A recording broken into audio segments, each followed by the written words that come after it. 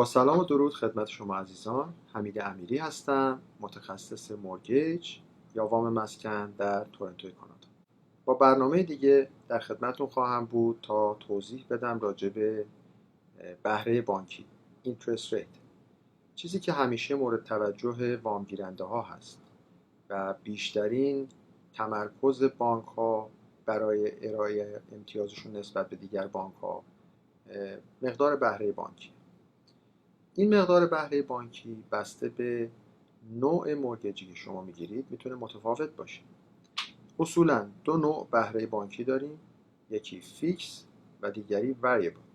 فیکس یا ثابت بهره بانکی هست که در مدت ترم مورگیج شما ثابت خواهد، ولی وریبل میتونه متفاوت باشه بسته به بالا یا پایین رفتن مقدار بهره بانکی در بانک ها میتونه بالا پایین بره.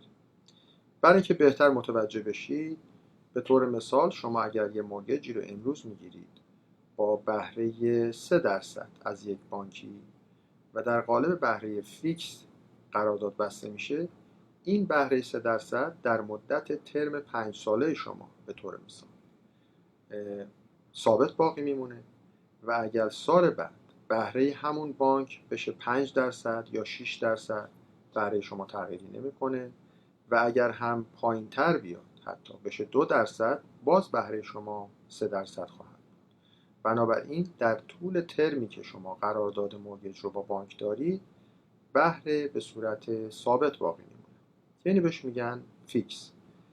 بهره وریبل یا بهره متفاوت بهره است که اگر شما امروز برای یک ترم 3 ساله یا 5 ساله از بانک 3% بهره رو میگیری ولی وریبل هست، اگر سال دیگه بهره بانک بشه 4%، از شما 4% رو میگیرن. اگر بشه 2%، 2% رو میگیرن. هرچی بهره تغییر پیدا بکنه در طول این ترم اثر میذاره رو کانترکت یا قرارداد شما برای مورگیج.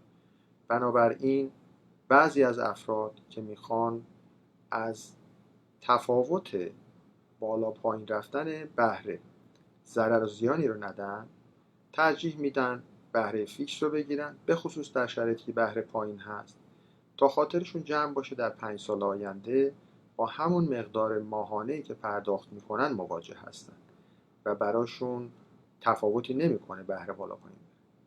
ولی خب افرادی هم هستن ترجیح میدن ریسکشو بپذیرن، الان که بهره پایین هست وریبل بگیرن، اگر سال دیگه پایین تر رفت با پرداخت ماهانه کمتری ادامه بدن.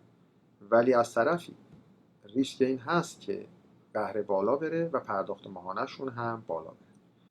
ولی برای اینکه بدونید چه نوع بهره‌ای برای شما مناسب هست، با شرایط شما بهتر میخونه و در طول مدت زمان پرداخت شما یا باز پرداخت وام شما اثر منفی کمتری رو وضع اقتصادی شما خواهد داشت، بهترینه که با من تماس بگیرید.